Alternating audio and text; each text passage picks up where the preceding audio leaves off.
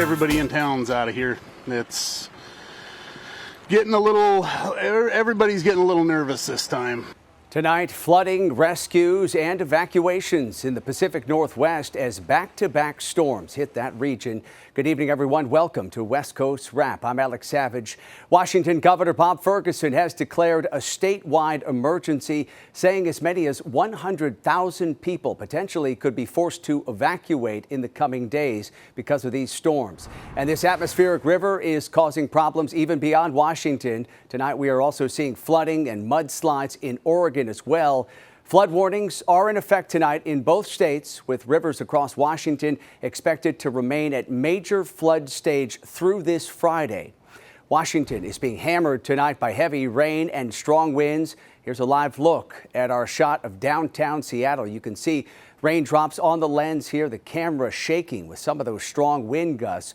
Most of the severe flooding in Washington is happening outside of the city of Seattle. Fox 13's Frankie Thompson has more tonight from Pierce County, where there have been numerous rescues. Braving the rushing waters of the Puyallup River, 8 people are saved by the Pierce County Sheriff's Office Swift Water Rescue Team. This is beyond. Jason Johnson lives here at the Bill and Dan's RV Park in Ording, located next to the Puyallup River. He says by the time the water reached the front step of his camper, he knew he had to leave. But the high water moved too fast for his neighbors, trapping them in the flood. My next door neighbor there in the Salem, I helped them get out, drive their car out because their car was stuck there. So I helped them get out, helped their pets get out. The sheriff's office says many of the people their rescue team saved are senior citizens. There was one RV that had a father and 3 children inside, and the water was about 3 feet deep at that time, and there's a current, so it's not like people can get through this. Both the city of Ording and Pierce County issued go now evacuation orders.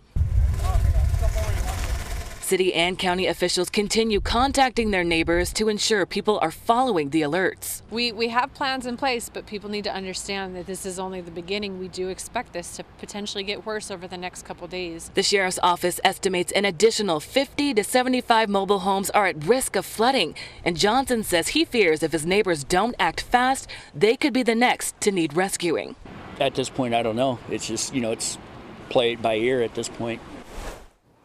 And that was Fox 13's Frankie Thompson reporting tonight. East of Seattle, a mudslide triggered a multi-car crash along I-90 in the North Bend area. This slide sent debris into the eastbound lanes of the roadway. This was near Winery Road, and that caused a car to hit the railing. Several other cars and trucks piled up behind that crash.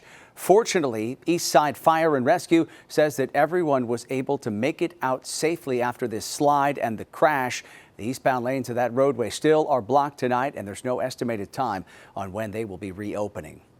And in Oregon, overflowing creeks are flooding some backyards in Portland. The situation has many people preparing with sandbags. Conditions did improve this afternoon compared with yesterday, but light rain is still falling here.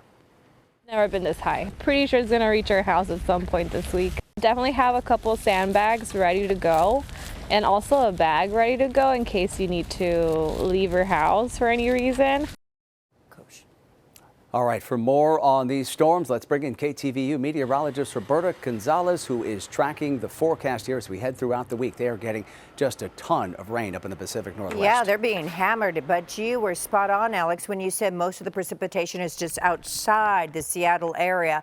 Take a look just outside of Mount Rainier. We have 8 inches of rain in just 48 hours. That is in Washington State. Then you have right here Ohana-Pishkosh. That has approaching 8 inches of rain. Olympia and Seattle. Really, this total for Seattle is within a 24-hour period. So that's a lot of rain in a short amount of time. And it's still raining, although it is lightening up at this hour.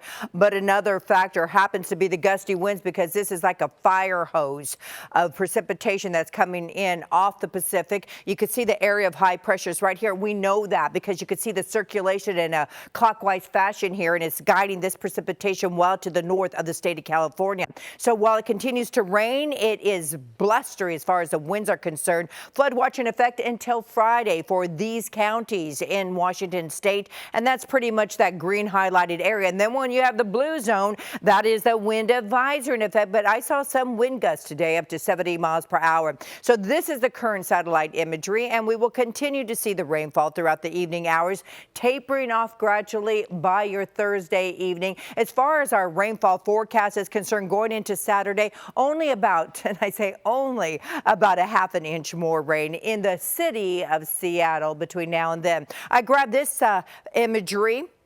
Yeah, this is Seattle right now in their ballpark. 57 degrees was their high today, but you could tell it's still raining there. And this was the scene over the San Francisco Bay Area in the inland areas, that Tule fog. Very hard to scrub out. The high today only in the city of 51 degrees. Plus, we do have a beach hazard alert in effect for the waters outside of San Francisco. We do have some of these sneaker waves up to 12 feet all the way through Friday. Looking at LAX, 86 degrees there today.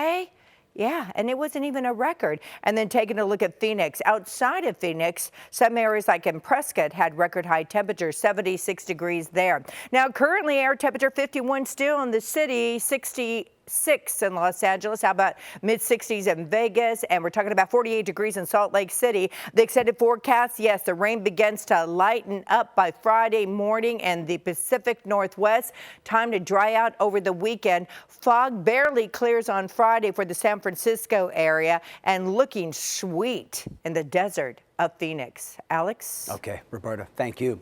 In Orange County, a crash late today left at least 8 teenagers injured, 3 of them in critical condition. Police say a driver crashed into them while they were on a sidewalk in Anaheim. Police say those students were part of Anaheim High School's Run Club, and they were on a run. At the time this crash happened, they say a red sedan drove into the group of teens as they were waiting on that sidewalk for their light to change. Police believe the driver may have been under the influence. Today, a federal judge in San Francisco ordered the Trump administration to end its deployment of the California National Guard in Los Angeles. President Trump deployed about 4,000 Guard troops back in June to respond to clashes between protesters and law enforcement sparked by immigration raids. Loyola Marymount professor Jessica Levinson says the judge ruled that a president does not have unchecked power to control state troops. Breyer rejected the idea that the federal government, and we should be clear, it's not just President Trump, it's any president, that any president has that much power. And that this isn't a power that you can kind of pull the cord and say, okay, the facts on the ground indicate I have the power to federalize the National Guard. And that is true regardless of how the facts on the ground change. This ruling calls for control of the troops to be returned to Governor Gavin Newsom by next Monday. That delay gives the Trump administration time to appeal the decision. And tonight, the Trump administration is releasing more information about the immigration raid where Arizona Congresswoman Adelita Grijalva claims she was pepper sprayed by federal agents. The Department of Homeland Security says agents made 46 arrests during last week's operation that unfolded in Tucson. It also says the raid followed a years-long investigation into transnational criminal organizations involved in labor exploitation, tax violations, and immigration violations. Representative Grijalva was in that area as protesters clashed with federal agents. Cameras captured images of her appearing to make attempts to de-escalate the situation. The Congresswoman says that she was pepper sprayed after identifying herself as a member of Congress.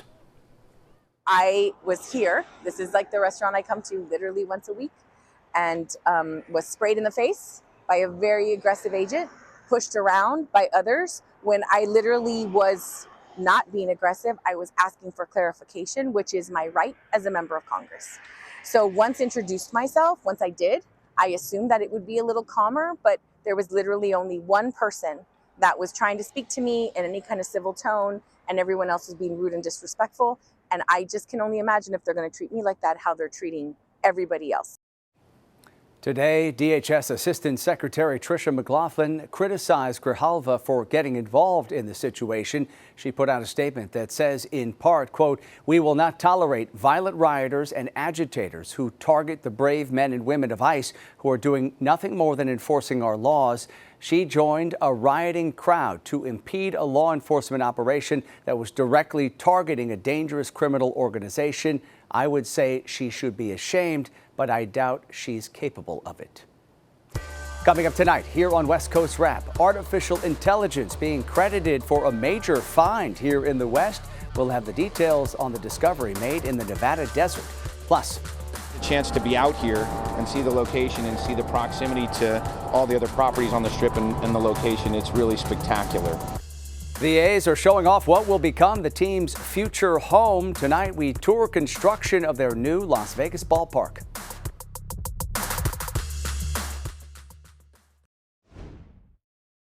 Excuse me, Sheriff Norris. This gentleman is assaulting me. You out now. This man is assaulting me. Now, let's go. We have an update tonight on these tense moments from a town hall meeting in Coeur d'Alene, Idaho recently. Charges have now been dropped against the 4 security guards who forcibly removed a woman from the audience. Those guards were facing charges including battery. Kootenai County Sheriff Bob Norris ordered guards to remove the woman from the audience in February. She was heckling speakers at the Republican Central Committee event. Last month, the Attorney General's office declined to file charges against Sheriff Norris, saying an investigation showed he did not act in bad faith or with malice. Tonight, authorities are hoping the release of new photos will help them arrest a former Olympic athlete who's suspected of running an international drug operation through Southern California. FBI agents have released a new photo of Ryan Wedding. They say it was taken in the summer. It shows the tattoo of a lion on Wedding's chest.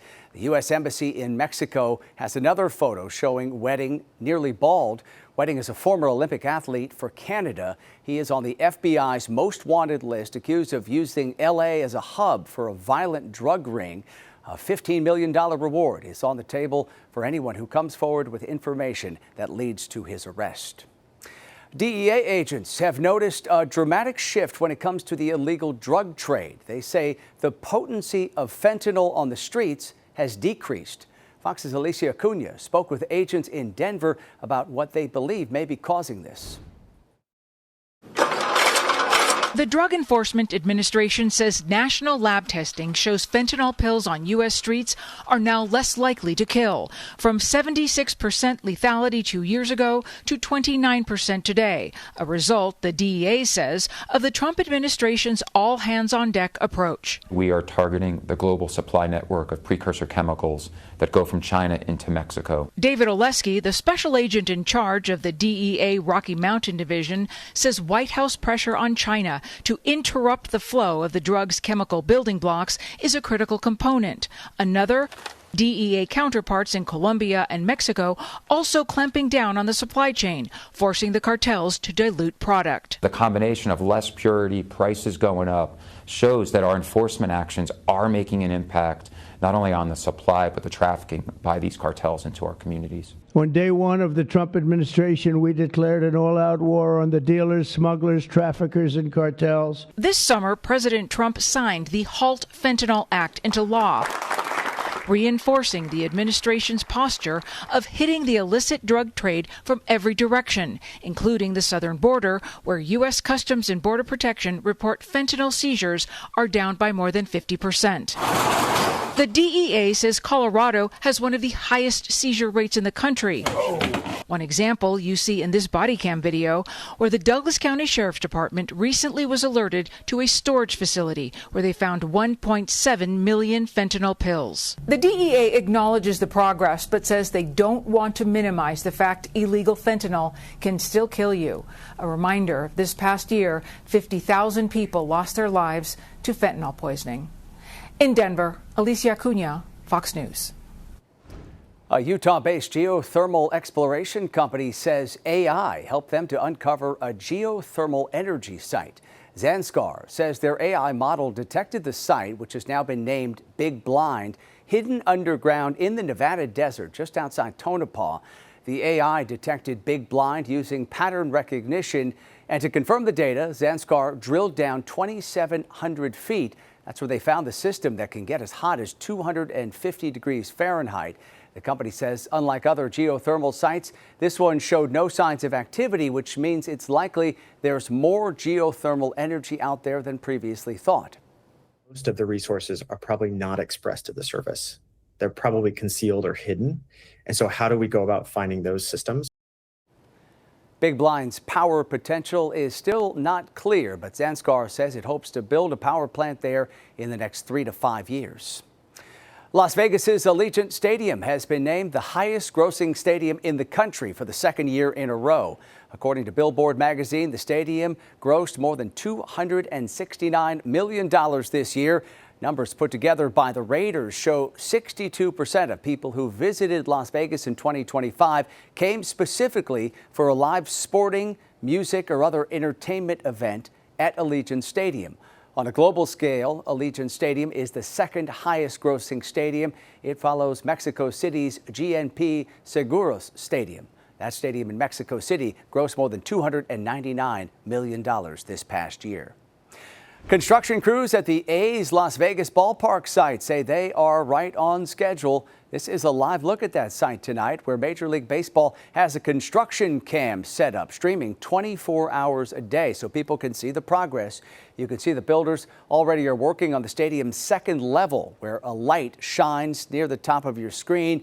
Fox 5's Mariah Llanos toured that site to see what it takes to keep this $2 billion project on pace for a 2028 opening.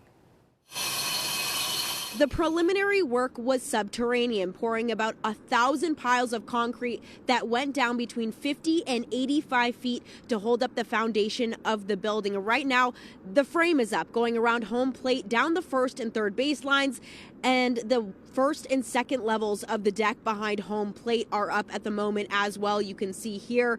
And the beauty of the structure will be the 5 pennants that make up the roof structure. Currently, coaches and players have come to check out where the clubhouse will be. All the hydrotherapy tubs have been poured, so that foundation work has also been done, giving the manager and the coaches and all of the players really something to look forward to. All of the dirt from the Tropicana that was excavated has been cleaned up and is being used for infill in different parts of the structure. Now, the ballpark is 9 acres on a 35-acre parcel controlled by Bally, and what we're seeing right now is 6 months into their 31-month build. And earlier we heard from Athletics President Mark Bedane on how he's feeling about this site.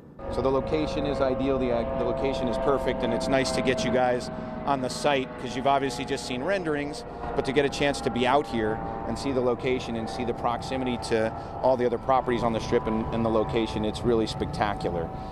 We have, as you know, the building itself is an architectural masterpiece. So as of right now, everything is going according to plan. Everything is smooth sailing, knock on wood. Mark Bedane also saying that they are so on schedule to the day, which is really good news for the future of this ballpark. 2028 can't come soon enough because we know that this will be such a great addition to the Las Vegas Strip. But for now, I'll send it back to you guys in studio.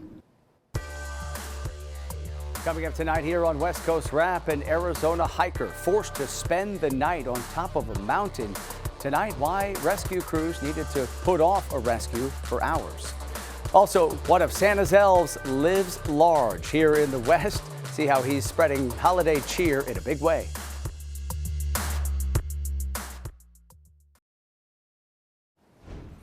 In Arizona, rescue teams got the green light first thing this morning to rescue a man who was stuck on a hiking trail last night. He was forced to spend the night on top of Camelback Mountain in Phoenix. A combination of darkness and steep terrain made a rescue attempt just too dangerous before sunrise. First responders dropped emergency supplies to him, though, to help get him through the night. It's kind of about an off-the-trail area.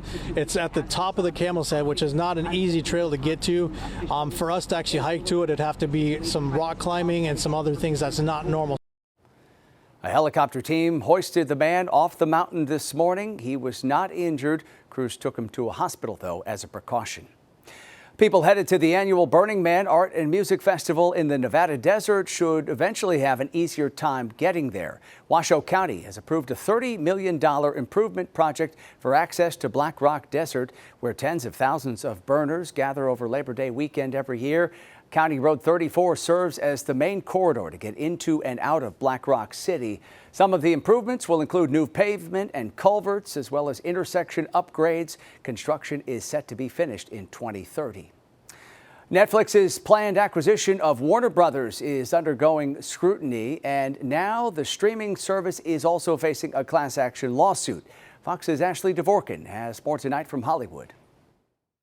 After winning a bidding war to buy Warner Brothers Discovery, Netflix is facing a consumer lawsuit seeking to block the deal. A subscriber to WB-owned HBO Max filed the proposed class action on Monday, citing concerns the acquisition could reduce competition among streaming services. If Netflix prevails, this is the moment that Hollywood turns from an industry into an app, because everything would be completely owned by Netflix. The distribution, the content, both past and present and future, and more importantly, the algorithm. Netflix responding in a statement, quote, "We believe this suit is meritless and is merely an attempt by the plaintiff's bar to leverage all the attention on the deal." The deal, valued at more than $82 billion, was announced last week and quickly faced criticism. On Monday, Paramount launched a hostile takeover in an attempt to outbid Netflix, appealing directly to Warner shareholders with an offer valued at over $108 billion. This just shows you how important this race for quality content is becoming. With all the different streaming providers, everyone wants to have the greatest library of good content. And the streaming service is already facing regulatory scrutiny, with some lawmakers raising concerns its acquisition could lead to potential job cuts and higher prices for users. There's a lot of crown jewels in this. That's why there's that bidding war. And then because you own the content where people's eyeballs want to go, prices are going to go up. Netflix says the deal will allow it to expand production in the U.S. and strengthen the entertainment industry. In Hollywood, Ashley Dvorkin, Fox News.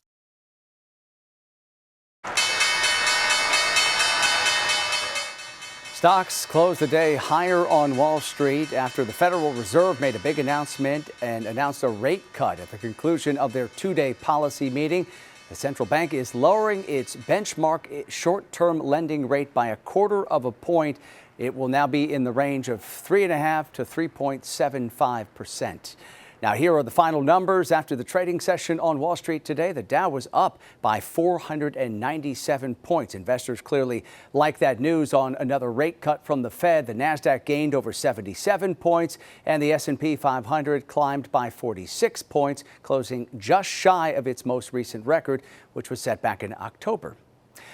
Finally tonight, a giant elf on the shelf is spreading a whole lot of holiday cheer in Scottsdale, Arizona. The elf, known as Lloyd, stands 40 feet tall, and it's clinging really to a spire that measures 125 feet. That spire was designed by architect Frank Lloyd Wright back in 1957. That was for a proposed state capitol building. And again, that is just a remarkable scene there in Scottsdale. Big time holiday cheer for folks this time of year. All right, that does it for West Coast Wrap. We appreciate you watching as always. And a reminder before we head out here, you can always stay up to date on all the big stories we're covering across the West, including the flooding situation up in the Pacific Northwest. Just head to our website. It's westcoastwrap.com. Have a great night, everyone.